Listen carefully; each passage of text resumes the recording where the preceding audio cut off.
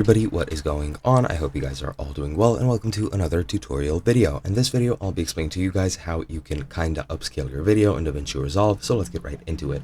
Now, firstly, you cannot exactly upscale a video. It largely depends on your recording software that you're using or your hardware, so whatever your video is recorded in, that is what it's gonna stay like. However, you can sorta improve the quality a little bit. So let me show you how that is done. Firstly, you want to go into your colors tab, which is this third from the right tab, and once you're here, the first thing you want to do is go into the blur.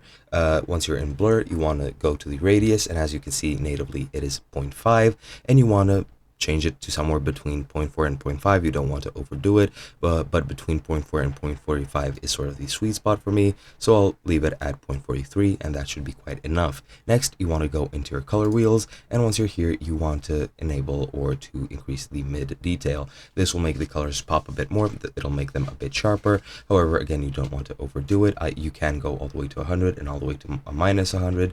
However, what you want to do is just hit that sweet spot again, somewhere between 40 and 60 to 80 should be good. I'll just put it at 60. That should be enough, and that will increase the quality and the sort of details of your video a bit. Now, once you're done with that, you want to go into deliver, and once you're here, you just want to make sure that the format is MP4 so that you don't compress the video any further. Make sure that the resolution is the resolution that you wish, so you can enable 1080p, 2K, 4K, whatever your device and your software supports. And once you're done with that, make sure that the bitrate reflects in the video. So if you want the bitrate to be for 1080p, make sure it's 45K. For 4K, you want to make sure it's 95K. For 2K, it's somewhere in between. I don't exactly know.